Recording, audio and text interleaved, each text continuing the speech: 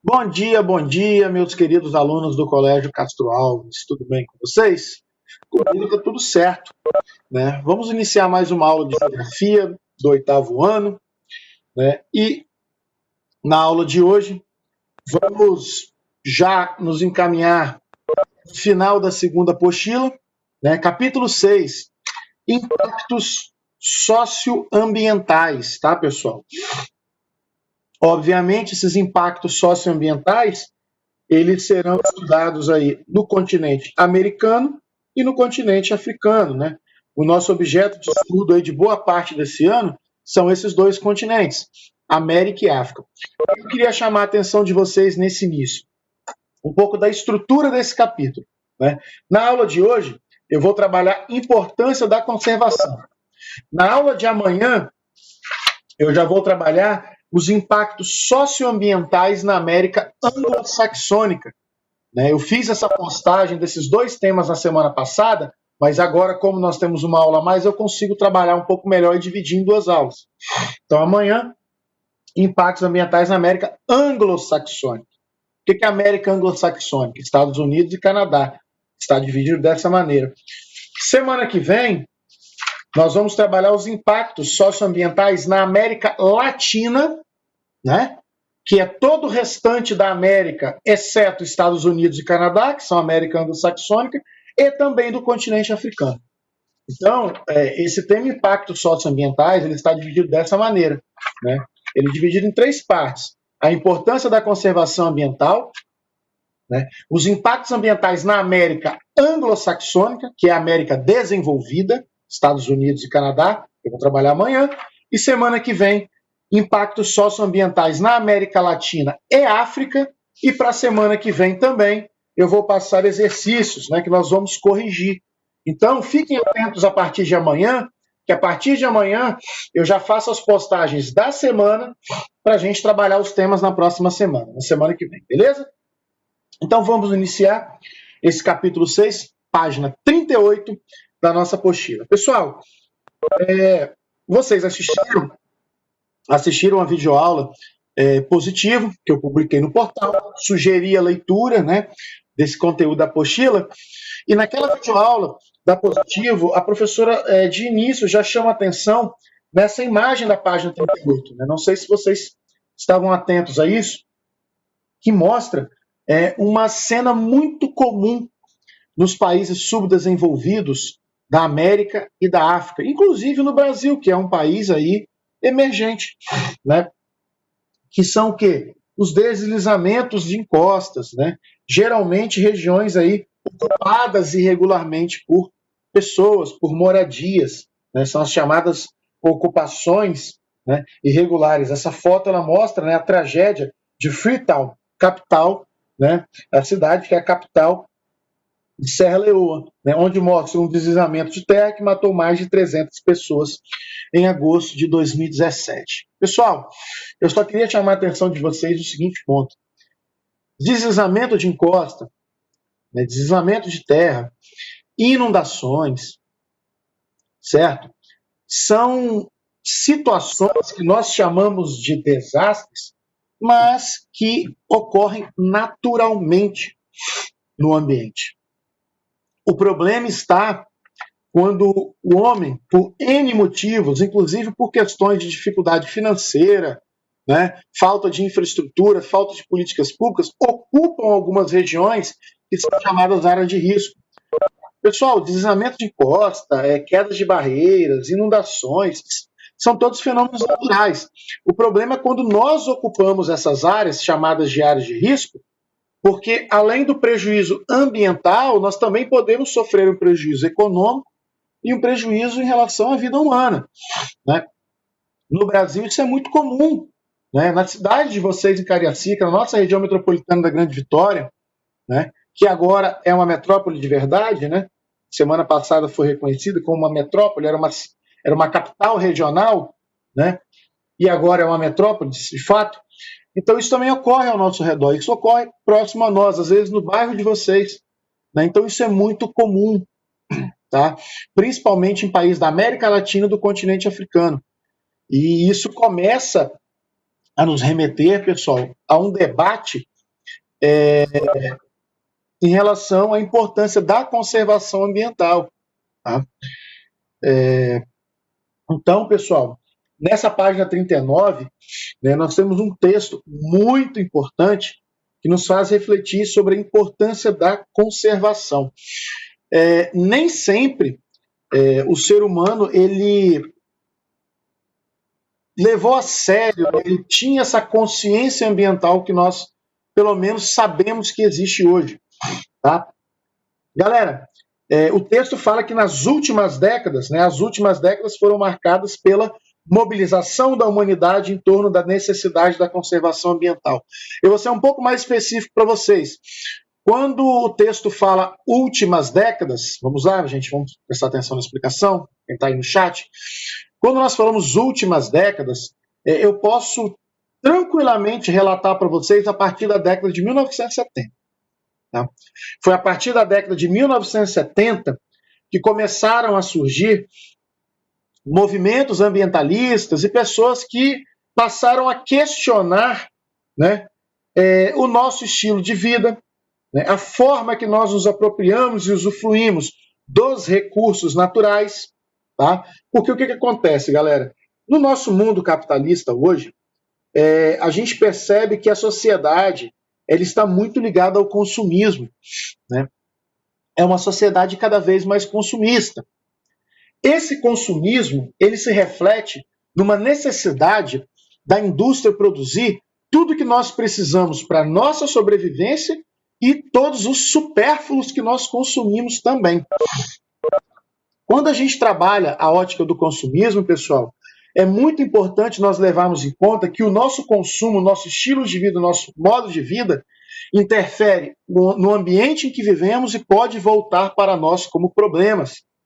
Tá? Eu estou indo um pouco mais além do texto, tá? Não só para falar de preservação ambiental. Vamos prestar bastante atenção, pessoal, porque eu quero que vocês tenham uma consciência muito crítica em relação ao modo de vida que nós vivemos, para a gente depois entrar na questão ambiental. Isso tem muito a ver com o que eu vou falar agora. A nossa sociedade hoje ela é cada vez mais consumista. Tudo que nós consumimos, né, praticamente produtos in natura, mas principalmente os produtos industrializados, necessitam de matéria-prima. E essas matérias-primas vêm da natureza. Né? São os chamados recursos naturais. Alguns deles são recursos renováveis, né? Mas muitos deles são recursos não renováveis. Né? São recursos naturais não renováveis, né? E que são finitos. Pois bem, se a gente consome muito, as matérias-primas são exploradas, né? Os recursos naturais como matérias-primas são explorados, né, a um nível de intensidade cada vez maior. Isso pode provocar escassez dos recursos. Né? De um outro lado, o nosso consumo cada vez maior também gera resíduo, né? Orgânicos, inorgânicos, principalmente lixo. Né? E quando esse lixo não tem a destinação correta, nós nos deparamos aí com uma poluição, né, dos recursos hídricos, poluição do solo, né? E essa destinação inadequada do lixo, causando sérios impactos ambientais. Então, pessoal, quando nós falamos impactos socioambientais, nós devemos levar em consideração todos os impactos que nós promovemos em relação ao ambiente e que isso pode se voltar contra a nossa vida, tá? Muitas vezes de uma forma bem negativa. Tá? Então, a falta de infraestrutura, uma vida muito pautada no consumismo, tudo isso tem contribuído muito nas últimas décadas para a degradação ambiental, principalmente desde a primeira Revolução Industrial, desde o surgimento da indústria, lá em 1750 na Inglaterra, lá no século XVIII até os dias de hoje. Né? Então, quando a gente fala que nas últimas décadas há uma maior mobilização, é porque muitas pessoas ligadas a movimentos ambientalistas acabaram se conscientizando. Então, desde 1960, 1970, tem crescido, né, movimentos que começaram a questionar, né, o nosso estilo de vida, né, a nossa forma de se apropriar dos recursos naturais, né, que obviamente poderão se tornar escassos para gerações futuras. O nosso desenvolvimento está cada vez menos sustentável, mas existem sim muitos grupos que lutam por um desenvolvimento mais sustentável. Tá? E principalmente do que fala aqui no texto, pessoal, de ações preventivas, né, de conservações de locais reconhecidamente vulneráveis. Né? Os locais mais vulneráveis às tragédias, né, aos impactos, eles devem ser preservados, não só em relação à biodiversidade, mas também para que a nossa vida humana não seja colocada em risco, né, para evitar perda de vidas humanas. Então, nesse segundo parágrafo da página 39, essa reflexão é importantíssima, galera, e não é conversa fiada. Né? É uma discussão que a gente precisa ter, a gente precisa levar em consideração, inclusive no nosso ambiente escolar. Né? Que ações preventivas nós podemos tomar para evitar, né, deslizamentos de encostas, né, evitar alagamentos em áreas urbanas, né, porque, como eu já disse, deslizamento de encosta, alagamento em área urbana, em alguma região, isso é natural, né, isso vem do próprio equilíbrio natural. O problema é quando o homem ocupa essas áreas que não deveriam ser ocupadas. Margens de rios, margens de córregos, encostas muito íngremes, né, com vegetação, com fragmentos de rocha. Então, é um ponto para a gente discutir. Né? E uma dessas ações preventivas, para se evitar, né, a perda de biodiversidade, o risco à vida humana, foram as criações aí de parques nacionais, né, de unidades de conservação para a preservação da biodiversidade.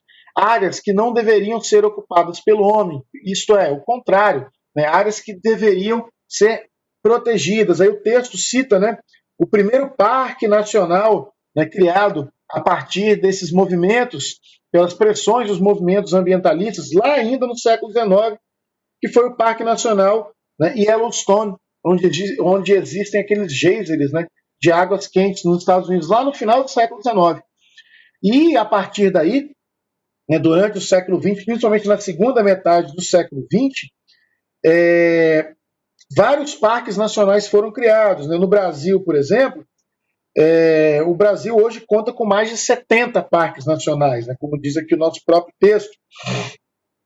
E a maior parte dos parques nacionais brasileiros começaram a ser criados na segunda metade do século XX, né, após a década de 50. Inclusive, o Ministério do Meio Ambiente ele traz para nós um conceito, né, do que seriam as chamadas unidades de conservação no Brasil. Né? A criação de parques, de áreas protegidas, se enquadram nesse conceito do que seria unidade de conservação. Então, é importante que vocês saibam, né, no caso brasileiro, o conceito, né, de unidade de conservação segundo o Ministério do Meio Ambiente. Esse conceito ele relatado para nós aqui nesse quadrinho, né, nesse quadrinho rosa aqui da página 39, né, nesse último parágrafo da página 39. Tá? Alguém gostaria de ler aí no chat, fazer a leitura desse texto, do que seria uma unidade de conservação? Se alguém quiser, fica à vontade, abre o microfone, faça a leitura para a gente. Né? Vamos. Pode ser, Cristiano? Vamos lá, Cristiano. Cristiano já pediu para fazer a leitura? Pode abrir o microfone, Cristiano. Esse último quadrinho rosa aqui. Alô, alô? Pode falar. Tá me ouvindo bem? Pode falar, Cristiano. Beleza, beleza. Espaços territoriais e seus componentes abrangem as águas jurisdicionais com características naturais relevantes, legalmente instituídas pelo poder público, com o objetivo de preservação, conservação e limites definidos, sob regime especial de administração ao qual se aplicam garantias adequadas de proteção. Valeu, Cristiano. Pessoal, muita atenção. Eu vou explicar um pouco mais esse conceito, porque ele está muito técnico, tá? Unidade de conservação no Brasil é qualquer espaço dentro do território brasileiro, incluindo suas águas jurisdicionais. O que seriam essas águas jurisdicionais? Né? Seriam as águas que pertencem, né, ao Brasil, que estão sob controle do território brasileiro. Então, uma unidade de conservação, pessoal, uma área de proteção, ela pode ocorrer tanto no continente, tá, quanto no oceano. Eu gostaria de dividir para o Matheus, né, e para o Caio para parar um pouquinho de discutir assuntos que não tem nada a ver com o nosso conteúdo. Vamos lá? Vamos voltar aqui para o conteúdo da aula. Matheus Rocha, Caio Blanc, por favor. Né? Alguns alunos já estão reclamando, eu estou observando aí no chat, e isso está atrapalhando a nossa aula, está fazendo, né, nós perdemos tempo. Né? O que eu estou explicando para vocês é muito importante. Tá bom? Então, voltando. A leitura do Cristiano foi importante e, principalmente, atenção a esse conceito. Né? No Brasil, unidade de conservação é toda a área territorial, todo espaço territorial, incluindo o continente ou as águas oceânicas que são pertencentes aí ao território brasileiro, né, de domínio territorial brasileiro, certo? Obviamente, são reconhecidas por lei. Qualquer unidade de conservação no Brasil, ela é instituída por projeto de lei, né, e vários parâmetros, várias características, vários pontos devem ser seguidos, né, por nós e pelo poder público para que essas áreas de proteção, conhecidas como unidade de conservação, sejam implementadas e sejam, de fato, conservadas, tá bom? Na página 40, pessoal, eu citei para vocês, eu havia dito para vocês, né, que muitos movimentos ambientalistas surgiram no mundo, né, acerca da preservação ambiental, e no último parágrafo, lá da página 40, né, nós temos um exemplo de um movimento ambientalista ligado, né, a uma ONG, que é uma importante ONG. Geralmente, pessoal, os principais movimentos ambientalistas no mundo são ligados aí a organizações não governamentais, principalmente as ONGs chamadas de ONGs ambientalistas, né, que seriam instituições que não dependem de ser administradas pelo poder público, mas podem receber apoio público, verbas públicas ou verbas de empresas privadas para exercer o seu papel, né, de denúncia, de fiscalização e de atuação para a preservação ambiental. Então, essas ONGs, elas são organizações não governamentais na sua estrutura de administração, de gestão, mas elas podem receber verbas públicas ou privadas para que o seu trabalho de preservação, no caso das ONGs ambientalistas, seja implementado, né, que é um papel ainda muito importante, tá, pessoal? E um exemplo de uma ONG ambientalista aí, mundialmente conhecido, é a WWF, né? É a WWF. A WWF é uma ONG ambientalista, né, de atuação global, né, com uma atuação mundial, e a WWF começa a divulgar e a trabalhar bastante o conceito do que é chamado ecorregião. Né? Não sei se vocês fizeram essa leitura na apostila, mas esse conceito de ecorregião foi trabalhado na apostila, na videoaula, e é um conceito bem interessante. Por quê? Porque envolve tanto a preservação ambiental quanto a presença de humanos. Prestem atenção na apostila, nesse último parágrafo, no conceito de ecorregião, pessoal, aqui na página 40, né? O que é ecorregião? Trata-se de uma unidade de terra ou água relativamente extensa, onde existe um conjunto característico de comunidades naturais que vivem por meio do compartilhamento de espécies, dinâmicas e condições ambientais. Torna-se, em virtude principalmente da riqueza biológica que apresenta, estratégica para a conservação. Então, o mapa da página 7 do material de apoio, ele traz para nós, né, as principais ecorregiões do planeta, tá? Que funcionam aí como se fossem unidades aí de conservação, né, em escala regional, né, dentro dos países, em todo o mundo. Eu gostaria que vocês abrissem na página 7 do nosso material de apoio, né? Gostaria que todos vocês fossem lá na página 7 do material de apoio, né, e localizassem esse mapa, né, o mapa dos 14 ambientes que reúnem as 869 ecorregiões definidas pela WWF. Então, pessoal, são 14 divisões de ambientes, e dentro desses 14 ambientes são 869 ecorregiões. Né? Então, nesse mapa, nós temos uma diversidade muito grande, né, de ecorregiões definidas pela WWF. E eu gostaria de chamar a atenção de vocês em relação ao Brasil. Página 7, pessoal, do material de apoio. Aqui no Brasil, nós temos alguns tipos, né, de habitats terrestres, certo? Nós temos floresta úmida de folhas largas, latifoliadas, tropical e subtropical, né, que encontra-se na região amazônica, né, em parte do litoral, que é a Mata Atlântica, e também, né, na floresta subtropical, né, na Mata de Araucárias, lá do sul do Brasil, e também na Mata Atlântica, no sul do Brasil. Então, essa floresta úmida de folhas largas, latifoliadas, tropical e subtropical, né, é a floresta amazônica, é a Mata Atlântica e a floresta subtropical no Brasil, né, que é a Mata de Araucárias e algumas outras formações de folhas largas. No Brasil, nós também temos, né, as chamadas savanas, pradarias e matas nas regiões tropicais, tá? E subtropicais, que no Brasil nós chamamos de cerrado, né, que é esse verde clarinho aqui, ó, bem próximo à região central do Brasil, né, que são as nossas regiões, que é a nossa região do Cerrado, né, que também é uma ecorregião definida aí pela WWF.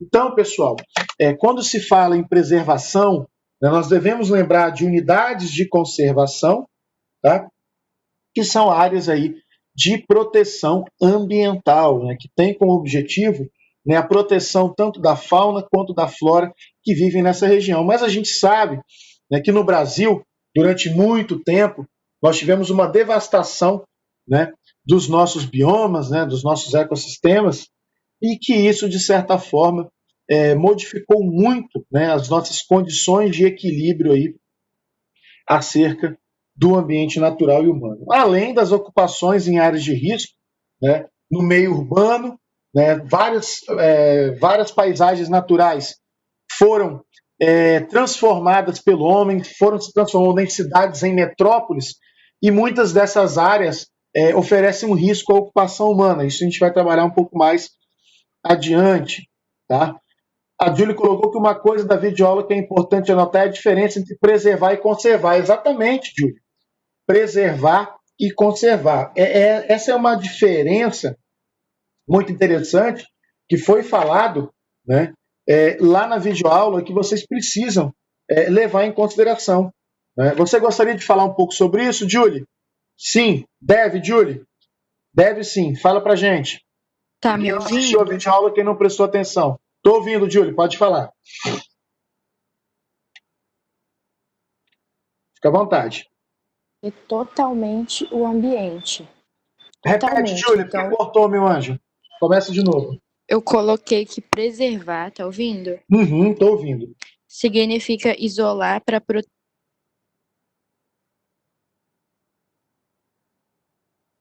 É o uso racional e sustentável de uma área.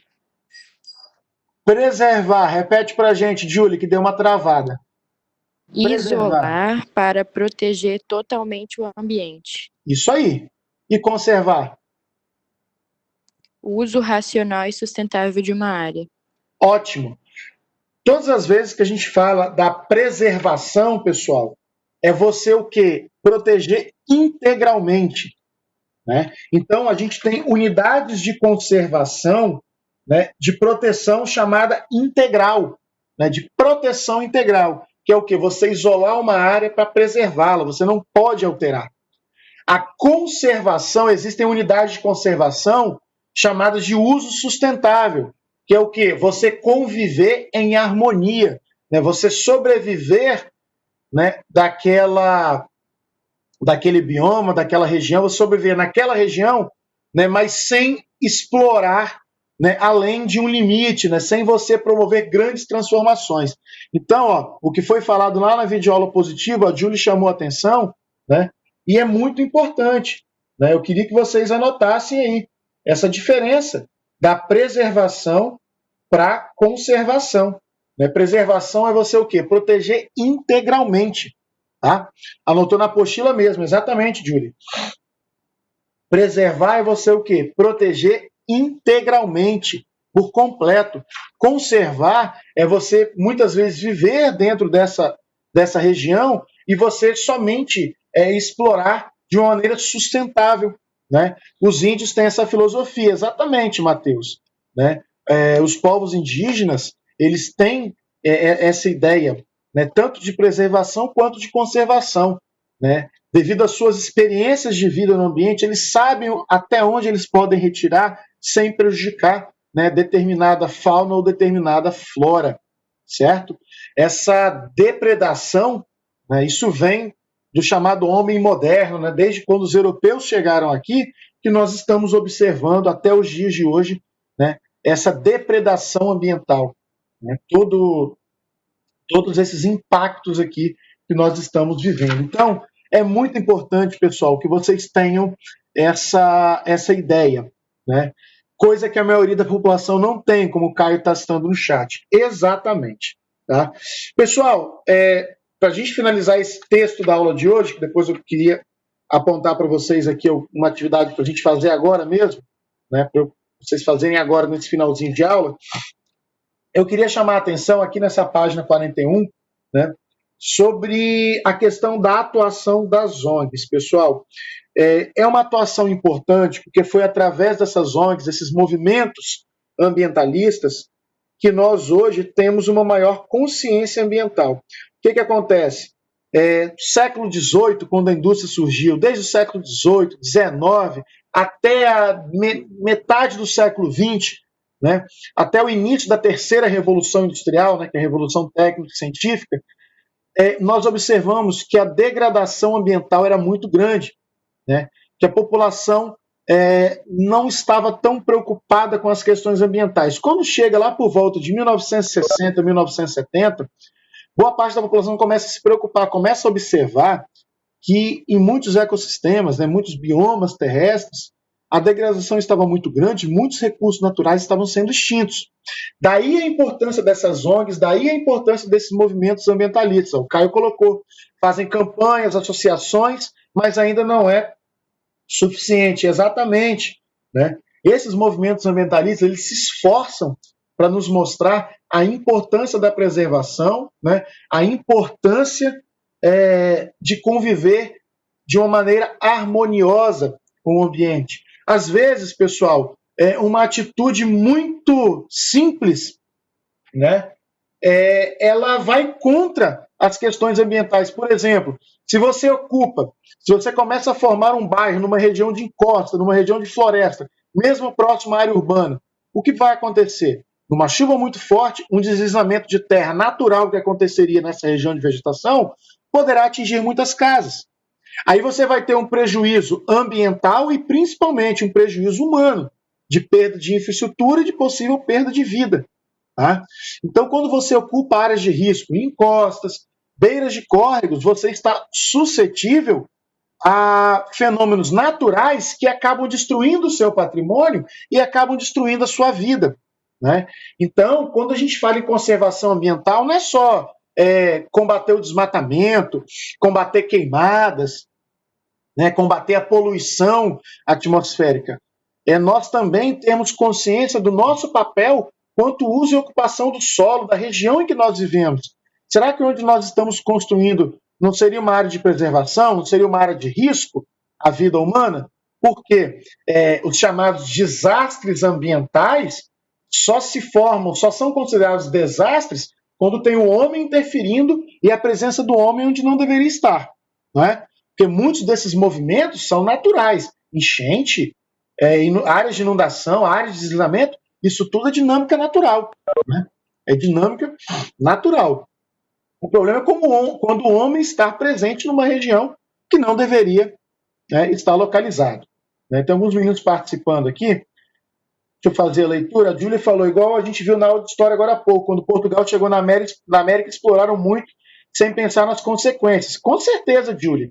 E os mais prejudicados foram os habitantes, né, do continente americano, né, que tiveram suas riquezas naturais usurpadas, exploradas, e o início aí de vários impactos ambientais. Tá bom? Exatamente, Júlia. Então, olha a importância de vocês associarem o que vocês estão estudando nesse período de história com o professor Alexandre, no que o professor Rubens está explicando agora sobre a importância da conservação. Né? O que não foi feito durante a colonização, né, Júlia? nada foi preservado. O máximo que os europeus exploraram, assim eles fizeram. Mateus fala, esses períodos do século XVIII, do século XVIII e XVII, 18 e 19, né? Foi quando a humanidade teve mais índice de poluição. Também, inclusive no século XX, né, Mateus? Até metade do século XX, a gente teve bastante disso, né? As autoridades americanas acabaram com a... Beleza. Então, pessoal, é muito importante, né, que vocês tenham essa consciência, que vocês tenham essa noção, né, da importância da conservação. Acho que na videoaula positiva isso foi bastante trabalhado com a professora, né, pelo que eu assisti da videoaula, espero que vocês também tenham assistido e feito a leitura da apostila. Beleza? Eu gostaria, galera, que vocês fizessem aqui uma atividade rapidinho nesse final de aula. Ah, o Caio falou que um exemplo aqui no Brasil, quando os portugueses falaram para o Brasil até quase ser extinto. Exatamente. Né? Só que isso já ficou no passado, Caio. E o interessante é o seguinte, o que nós podemos, né, daqui para frente, o que nós podemos fazer para que essa situação não aconteça. Né? Vamos agora caminhar do presente para o futuro. Né? Esse é o grande debate aí sobre as questões ambientais. Exatamente, Júlia, isso aí. Pessoal, eu queria que vocês fizessem rapidinho aqui a questão 1 e 2 e colocassem a resposta aí no chat. Cartografar, de acordo com o mapeamento das ecorregiões mundiais realizados pela WWF, quais são as ecorregiões que ocupam partes do território brasileiro? Pessoal, são 4 aqui, né, que eu consigo localizar. Será que vocês conseguem descobrir quais são as ecorregiões que ocupam parte do território brasileiro? Eu citei 2 naquela hora que eu falei lá na página 7. Vamos fazer? Quem poderia fazer, localizar e citar aí para a gente? De acordo com o mapa da página 7, quais são, né, as ecorregiões presentes no território brasileiro? Eu já vou adiantar para vocês que são 4. Tá? Isso, são 4. Beleza? Gostaria que vocês identificassem quais são essas 4. 2 eu já havia falado. Tá bom?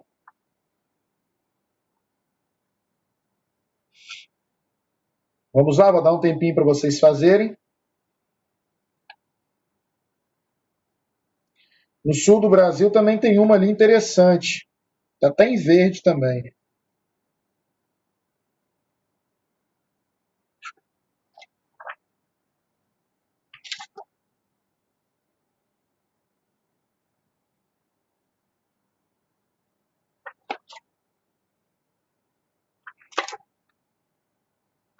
Eu já localizei as 4. São 4 ecorregiões. Cuidado, tá, pessoal?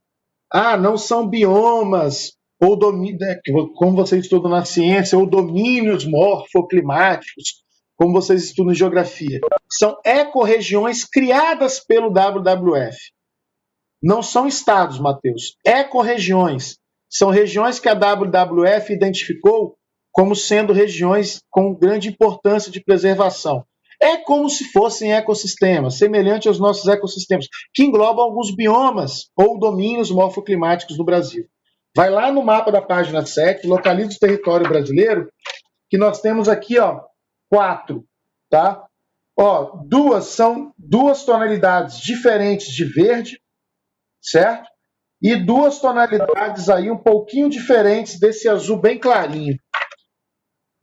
Quais são essas 4?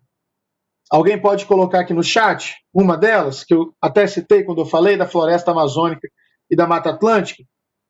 Qual a primeira dela? Coníferas. Coníferas tem sim. Muito bem, Arthur. São a floresta de coníferas tropicais e subtropicais. Beleza? Que existe lá na região sul, né, que são as araucárias. Floresta de coníferas tropicais e subtropicais, os pinheiros e as araucárias. Né? Pradarias e matas das regiões tropicais e subtropicais. São 2 tipos de pradarias, Arthur. São primeira delas, vamos lá. Floresta úmida de folhas largas, tropical e subtropical, latifoliada. 2. savanas, pradarias e matas das regiões tropicais e subtropicais.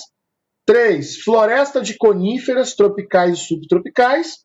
E o 4, pradarias e savanas inundáveis. Né? Davi, então, onde tem pradarias e savanas inundáveis e pradarias e matas de regiões, onde tem pradaria e savana, no Brasil nós chamamos de quê? Cerrado. Tá? Só que a WWF não reconhece isso. O nome Cerrado é único. Muito bem, Arthur. Não, tranquilo, Davi. É isso mesmo. Tá? Então, pessoal, são as 4 ecorregiões da WWF no Brasil. Tá? Eu vou no mapa, Júlia, que fica mais fácil. Ó. É o primeiro quadradinho na legenda, Júlia.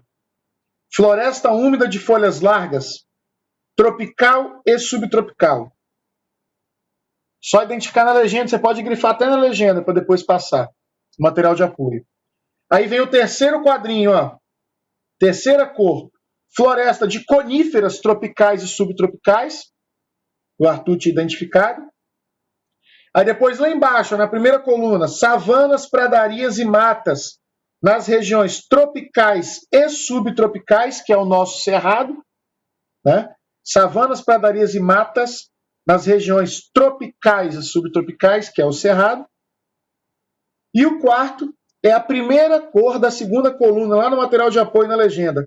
Pradarias e savanas inundáveis, que nós chamamos de cerradão, né? Que são aquelas vegetações de cerrado próximos a grandes rios. Beleza? E a questão número 2.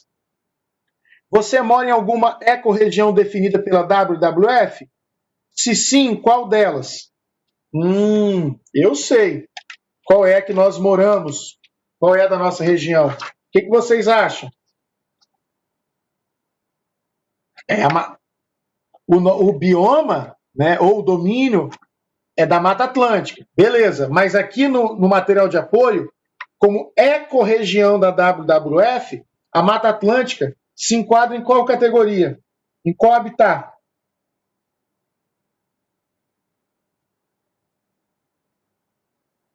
Alguém sabe? É uma dessas 4 que eu acabei de falar.